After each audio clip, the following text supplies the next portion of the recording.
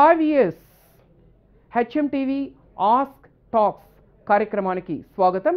నేను మీ Srinivasulu Reddy, English coach and motivational speaker. ఇవాళ ఆస్క్ టాక్స్ అనే కార్యక్రమంలో భాగంగా మనము the power of positive attitude అనే అంశం గురించి తెలుసుకోబోతున్నాం. ఇక్కడ మొదట మనము యాటిట్యూడ్ అంటే ఏంటి అనేది అర్థం చేసుకోవాలి. ఇక్కడ యాటిట్యూడ్ అనేదాన్ని తెలుగులో దృక్పథము లేదంటే వైఖరి అంటారు. అంటే the way how you think, the way how you respond or the way how you react to something is called your attitude. ఒక వ్యక్తి జీవితంలో యాటిట్యూడ్ అనేది చాలా ప్రామినెంట్ రోల్ని ప్లే చేస్తుంది. సింపుల్గా చెప్పాలంటే ఒక వ్యక్తి యొక్క సక్సెస్ అనేది అతని యాటిట్యూడ్ మీద డిపెండ్ అవుతుంది. అసలు ఇక్కడ ఏంటంటే ఒకే అంశానికి విభిన్న వ్యక్తులు విభిన్న రకాలుగా స్పందిస్తూ ఉంటారు. సమస్య ఒకటే, ప్రతిస్పందనలో తేడా ఉంటుంది. ఎలాగో చూద్దాం. రెండు దేశాల మధ్య యుద్ధం జరుగుతూ ఉంది. నైట్ టైం జనరల్గా వార్ జరగదు కదా, అందరు రిలాక్స్ అవుతున్నారు. అర్లీ మార్నింగు ఒక సోల్జరు పరిగెత్తుకుంటూ మేజర్ దగ్గరకు వచ్చాడు. భయంతో వణికిపోతున్నాడు, ఒళ్ళంతా చెమటలు పట్టేసింది, మాట తొట్టుపాటు పడుతున్నాడు, అంటే సరిగ్గా మాట రావడం లేదు. వచ్చి సార్ సార్ సార్ అన్నాడు. ఇతను నింపాదిగా మేజర్, చెప్పమ్మా ఏంటి విషయం అన్నాడు. సార్, శత్రు సేనలు నలువైపులా మనల్ని తుదముట్టిచ్చేశాయి సార్ అన్నాడు. అప్పుడు అంటాడట మేజరు ఒక చిరునవ్వు నవ్వి, thanks God we can start our attack in any direction అన్నాడట. చూసారా, పరిస్థితి ఒకటే, ప్రాబ్లం ఒకటే, ప్రతిస్పందనలో తేడా. ఇక్కడ ఏంటంటే సోల్జర్ది నెగిటివ్ యాటిట్యూడ్. నలువైపులా చుట్టుముట్టారు కాబట్టి ఎటువైపు నుంచి వచ్చి చంపేస్తారో అని భయము సోల్జర్ది. అందులో కూడా పాజిటివ్ని చూస్తున్నాడు మేజర్. ఎంత శుభవార్త చెప్పావయ్యా, మామూలుగా అయితే యుద్ధ రచన చేయాలి, ఎటు నుంచి మొదలుపెట్టి ఎటు వెళ్ళాలి అనేది యుద్ధ రచన చేసి ముందుకు అడుగేయాలి. ఇప్పుడు నలువైపుల నుంచి వచ్చేస్తున్నారు కాబట్టి మనము ఎటువైపు నుంచి అయినా మన యుద్ధాన్ని మొదలు పెట్టచ్చు అన్నాడట. కాబట్టి ఇలాంటివి మన జీవితంలో ఎన్నో జరుగుతూ ఉంటాయి. జనరల్గా ఏంటంటే మన జీవితంలో ఇలాంటి సమస్యలు వచ్చినప్పుడు కొంతమంది విక్టర్స్ అవుతారు, కొంతమంది దానికి విక్టిమ్స్ అవుతారు. అంటే కొంతమంది వాటిని సపోర్ట్ తీసుకొని ఒక్కొక్క మెట్టు పైకి ఎదుగుతారు పాజిటివ్గా తీసుకొని, నెగిటివ్గా తీసుకున్న వాళ్ళు అట్టడుక్కి వెళ్ళిపోతారు. ఇప్పుడు అసలు ఈ పాజిటివ్ యాటిట్యూడ్ ఒక వ్యక్తి జీవితంలో ఎలాంటి అద్భుతాలు చేయగలుగుతుందనే దానికి ఒక చిన్న ఎగ్జాంపుల్ చూద్దాం. మనకి ఆంధ్రప్రదేశ్లో ఉండేటువంటి కృష్ణా జిల్లాలో మచిలీపట్నానికి సమీపంలో సీతారామపురం అనే గ్రామంలో ఒక పేద రైతు కుటుంబంలో ఒక మగబిడ్డ జన్మించాడు. సో పేరెంట్స్, బంధువులు అందరూ కూడా చాలా సంతోషించారు. కానీ ఆ సంతోషము క్షణాల్లో ఆవిరైపోయింది. ఎందుకంటే పుట్టిన బిడ్డ గుడ్డివాడు, రెండు కళ్ళు కూడా కనిపించడం లేదు. సో అప్పుడు అందరూ వచ్చి ఈ బిడ్డ మీకు భారం అవుతాడే తప్ప మీకు ఏ విధంగానూ అతను ఉపయోగపడాడు, కాబట్టి అతని ఏదో ఒక విధంగా వదిలించుకోండి అని ఉచిత సలహాలు ఇచ్చారు. కానీ ఆ పేరెంట్స్ ఆ విధంగా ఆలోచించలేదు.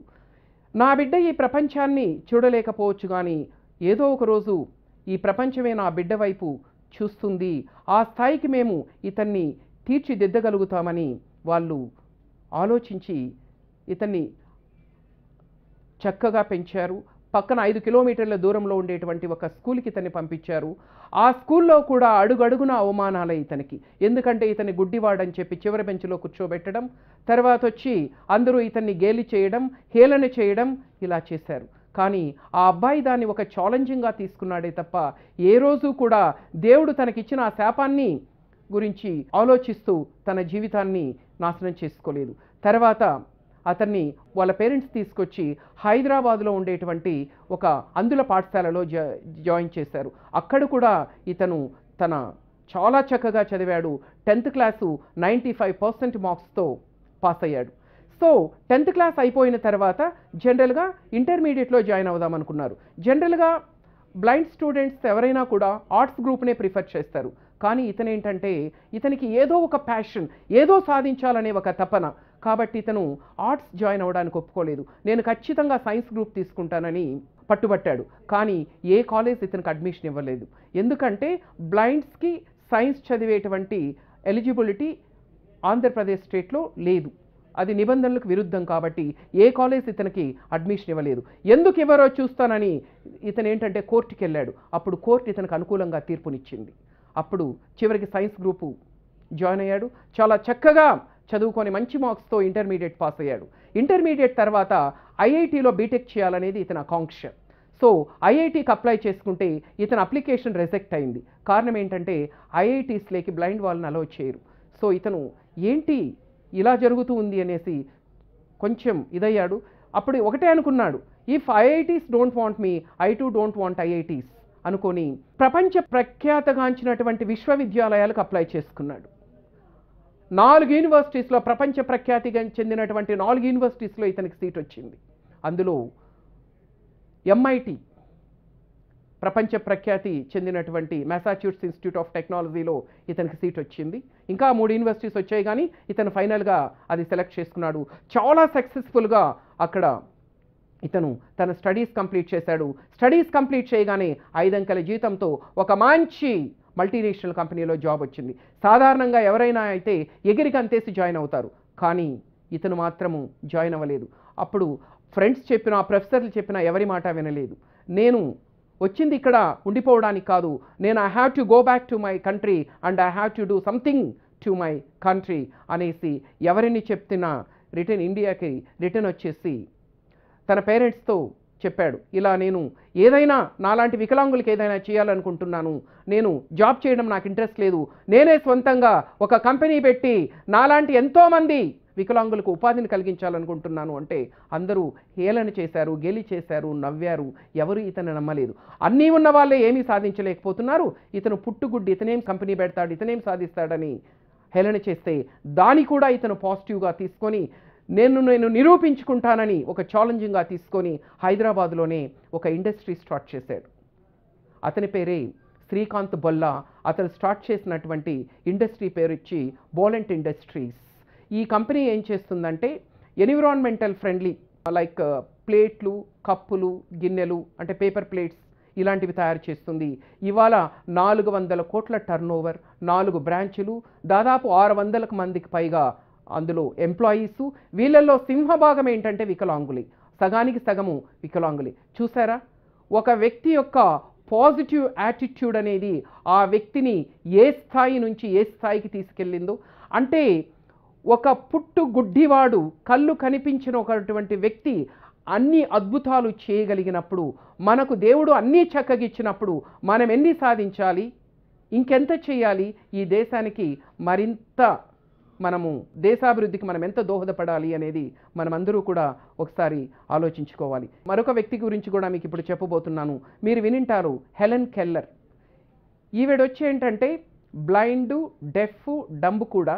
కానీ కొద్ది రోజుల తర్వాత డాక్టర్లే నువ్వు మాట్లాడలేవు అంటే నేను ఎలా మాట్లాడలేనో చూస్తానని దాన్ని ఛాలెంజింగ్గా తీసుకొని కొంచెం మాట్లాడడం నేర్చుకున్నది. ఈమె ఒక ప్రముఖ రచయిత్రి, మోటివేషనల్ స్పీకర్, ఎన్నో అద్భుతాలు సృష్టించింది. హెలెన్ కెల్లర్ పేరు తెలియని వాళ్ళు ఎవరు ఉండరు. ఒకసారి ఒక రిపోర్టర్ ఈమెని ఇంటర్వ్యూ చేస్తూ ఒక ప్రశ్న అడుగుతారు, in spite of being a triple E handicap how could you make a such great contribution to this world అని అడుగుతాడు. అప్పుడు ఆమె అంటుంది, it is not in spite of but because of. అంటే నేను ఒక ట్రిప్లీ హ్యాండిక్యాప్డ్ అయి ఉండి కూడా ఇన్ని అద్భుతాలు చేయలేదు, అయినందుకే ఇన్ని అద్భుతాలు చేశాను. ఎందుకంటే దేవుడు అందరిలాగా నాకు అన్నీ సక్రమంగా ఇచ్చింటే నేను కూడా గుంపులో గోవిందలాగా నేను కూడా అందరిలో ఒకదానిగా మిగిలిపోయేదానేమో. దేవుడు నాకు ఈ లోపాలు పెట్టాడు కాబట్టి నాలాంటి లోపాలున్న వ్యక్తులు కూడా ఈ ప్రపంచంలో అన్నీ ఉన్న వాళ్ళకి ఎందులోనూ తీసిపోరని ఈ ప్రపంచానికి నిరూపిద్దామనుకున్నాను, అందుకని ఇన్ని అద్భుతాలు చేయగలిగానని చెప్పింది. ఏమి యాటిట్యూడ్ అండి, ఒక్కసారి చూడండి. ఇంకొక ప్రశ్న అడుగుతాడు, what is worse than having no eyesight. అంటే కళ్ళు లేని జీవితం దుర్భరం అంటారు కదా, మరి is there anything worse than having no eyesight అంటే దానికంటే దుర్భరమైంది ఇంకేమైనా ఉంటుందా అంటే అప్పుడు ఆమంటుంది, ఆ సమాధానం చూడండి, having eyesight with no vision is worse than having no eyesight itself. అంటే కళ్ళు లేకపోయిన జీవితం కాదు నాన్న దుర్భరము, నీకు కళ్ళున్నాయి, నువ్వు చూడగలుగుతున్నావు, కానీ నీకు ఒక విజన్ లేదు. అంటే నీ జీవితానికి ఒక గమ్యం లేదు, నీ జీవితానికి ఒక లక్ష్యం లేదు. అప్పుడు నీ జీవితం కళ్ళు లేని వాళ్ళ జీవితం కంటే కూడా దుర్భరమైనది. కాబట్టి కంటి చూపు లేకపోవడం కాదు శాపం. కంటి చూపున్న నీ జీవితానికి ఒక లక్ష్యం లేకపోతే మాత్రం నువ్వు గుడ్డి వాళ్ళ కంటే కూడా హీనమైన వాడివి. సో యాటిట్యూడ్ అనేది అంత పవర్ఫుల్ అండి. అంటే it can make a person are it can break A person. కాబట్టి ఫ్రెండ్స్, మీరందరూ కూడా చిన్న చిన్న సమస్యలకే ఆత్మవిశ్వాసాన్ని కోల్పోకుండా వాటిని ఛాలెంజింగ్గా తీసుకొని మీ కెరీర్స్ని మీరు బిల్డ్ చేసుకోండి.